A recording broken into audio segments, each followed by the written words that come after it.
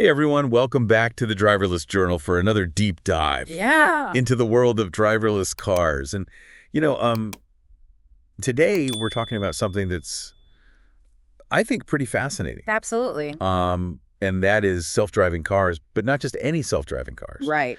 Self-driving cars with no steering wheels and no pedals. Yeah, that's right. Like the kind of car you just get in and tell it where to go. It sounds like science fiction, but it's actually happening. Yeah, it really does. There are already several companies that are developing and testing these vehicles. You've got companies like Zoox Cruise and Einride, Oh, wow. all working on vehicles that are specifically designed for autonomous driving.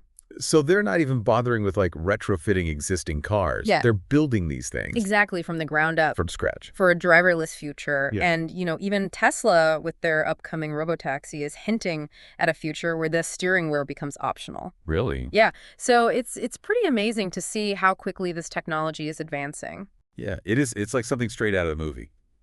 Absolutely. But like you said, it's really happening. I mean, I was reading this article in TechCrunch the other day, and some of these vehicles are already being tested on public roads. Yeah, that's right. But there is a catch.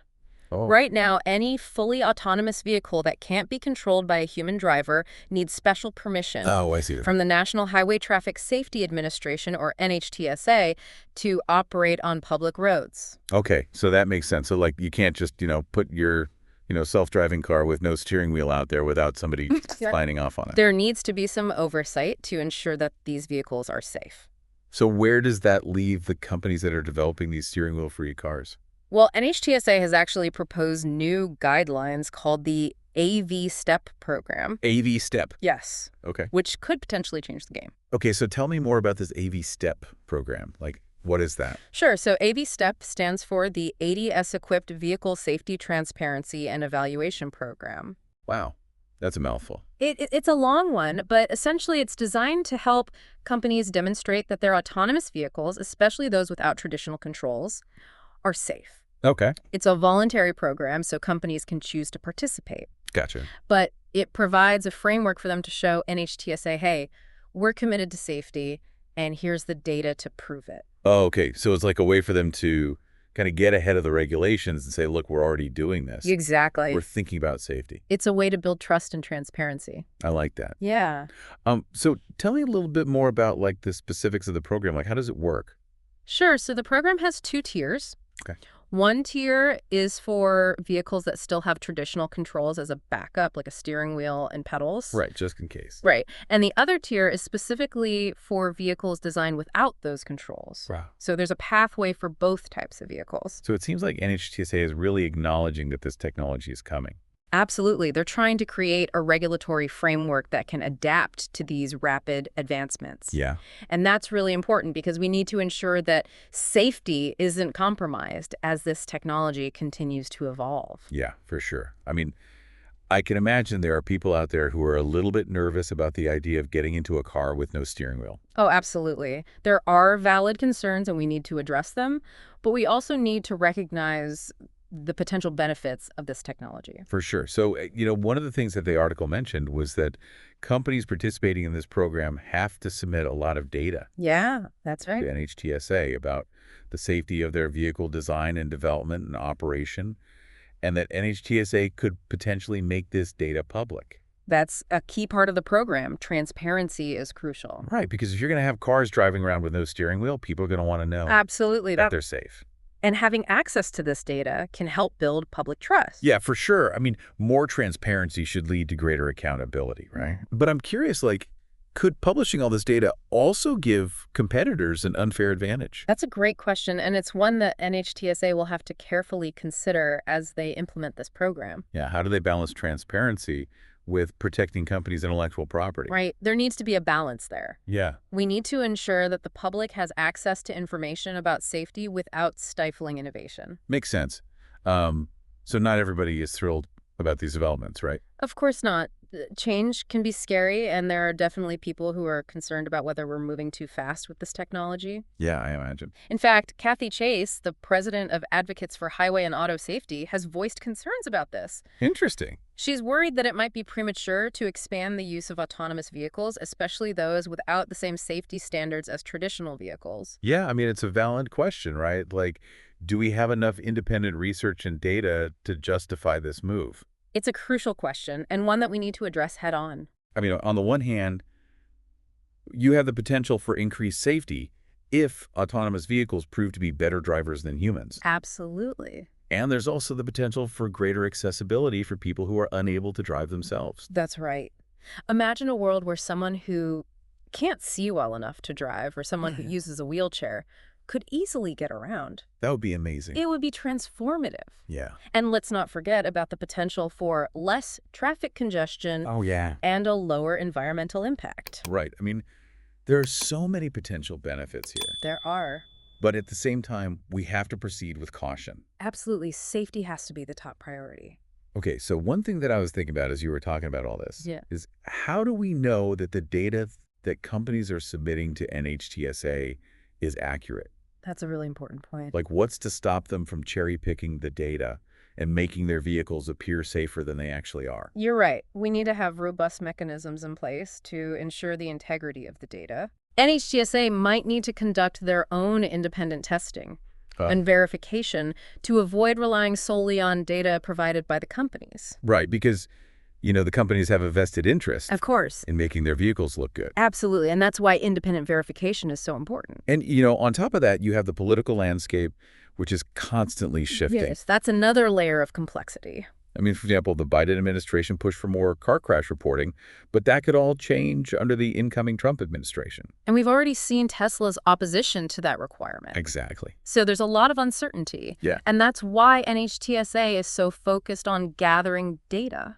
Makes sense. They're trying to establish a solid foundation for regulation. Yeah, in the face of all this uncertainty. Exactly. They're trying to be proactive and anticipate potential challenges. Yeah, it's a complex issue. It is. It's not just about the technology. It's about societal implications, ethical considerations. It's about a fundamental shift in how we think about transportation. Absolutely. And the decisions made today will have far-reaching consequences. You're right. This is a pivotal moment. Yeah, it really is. And we need to approach it with both excitement and caution. Okay, so before we move on, I just wanted to mention something interesting that I read. Sure.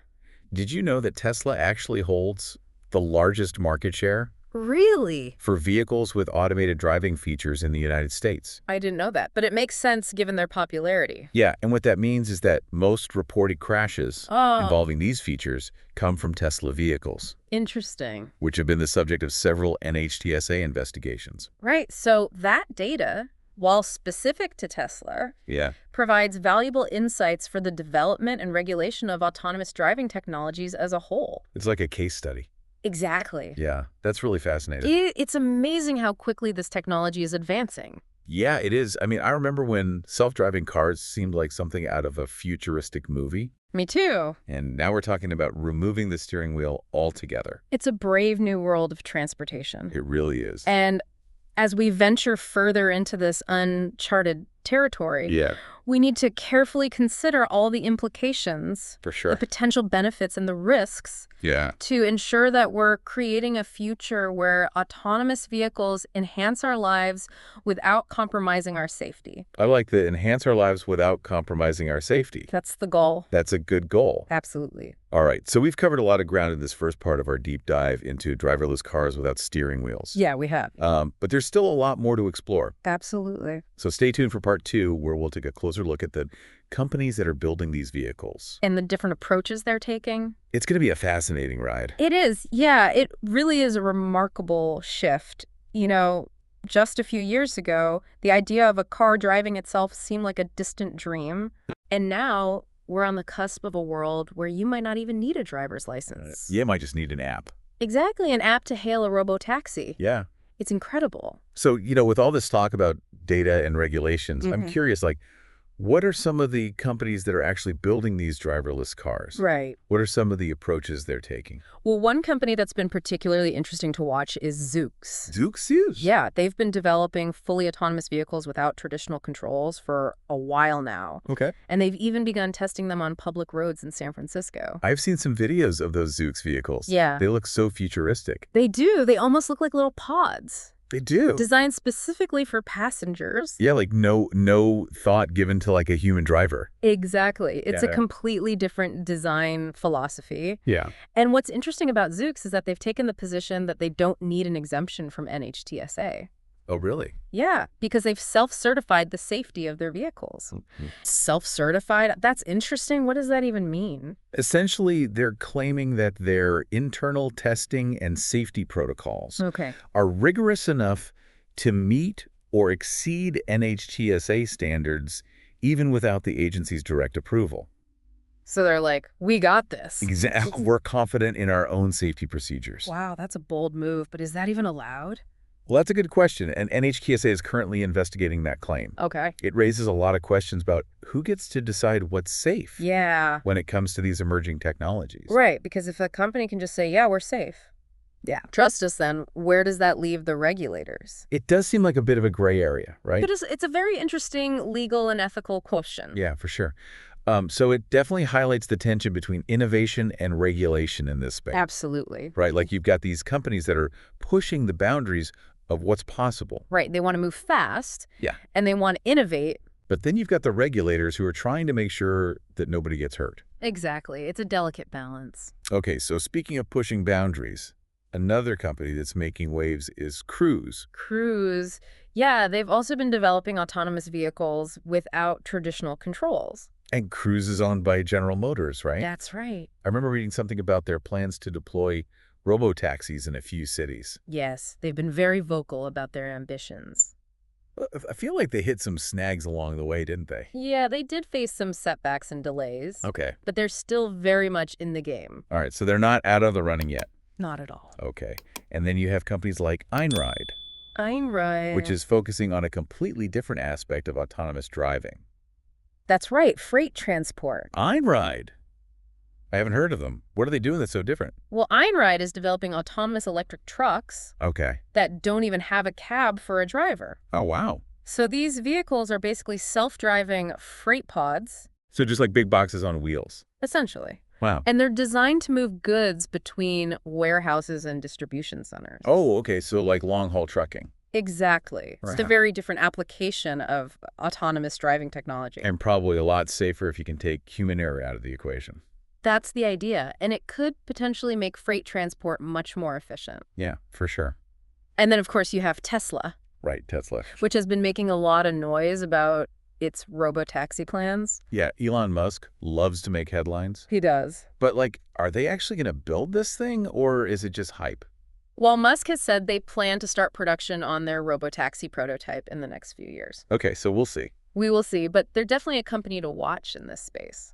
It seems like the whole industry is moving towards this model of purpose-built robo-taxis. Yeah, it does, doesn't it? You know, vehicles that are designed from the ground up for autonomous driving. Right, no need for a steering wheel or pedals, just pure passenger space. So it's like the ultimate luxury. It could be just sit back, relax, and enjoy the ride. But it does make you wonder, like, what happens to the concept of driving That's a really interesting question. in a world where cars can drive themselves? Right, what does it even mean to be a driver? Yeah. Will it become a hobby?